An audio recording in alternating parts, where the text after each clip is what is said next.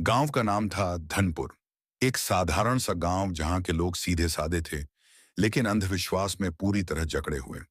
वहां के बुजुर्ग हर रात को भूत प्रेत की कहानियां सुनाया करते और बच्चे डर के मारे चुपचाप रजाई में दुबक जाते।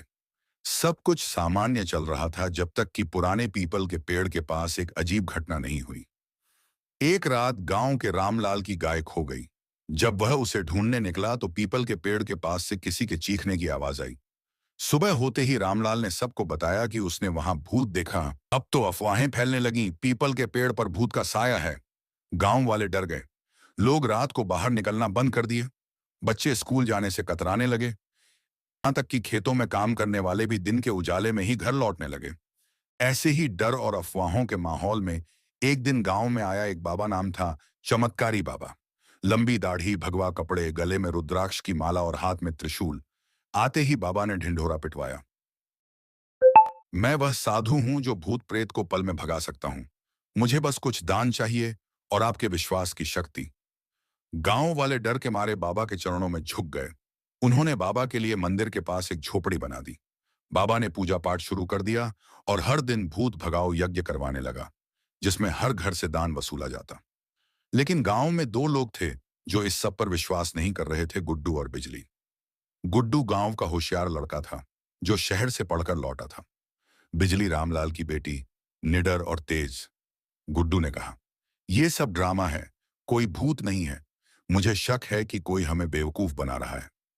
बिजली बोली, तो चलो देखते हैं। आज रात चलते हैं उस पीपल के पेड़ के पास।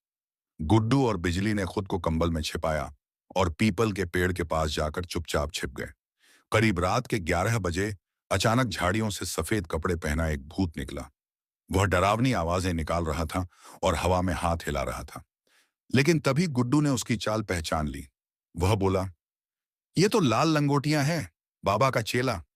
गुड्डू और बिजली ने तुरंत मोबाइल से वीडियो रिकॉर्ड कर लिया। अगली सुबह उन्होंने वो वीडियो पंचायत में दिखा दिया। सब हक्के बके रह गए। गांव वाले बाबा के पास गए और सवाल किया, बता बाबा, तेरा चेला भूत बनकर हमें क्यों डरा रहा था? बाबा बगलें झांकने लगा और फिर घबराकर भागने की कोशिश करने लगा। लेकिन गांव वाले अब जाग चुके थे। उन्होंने बाबा को पकड़कर गांव से बाहर कर दिया और चेला को भी सजा दी।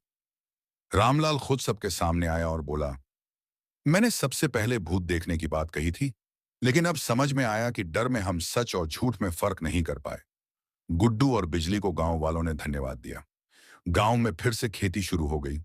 बच्चे खेलने लगे और सबसे भी जरूरी बात, लोगों ने अंधविश्वास से मुक्ति पाई।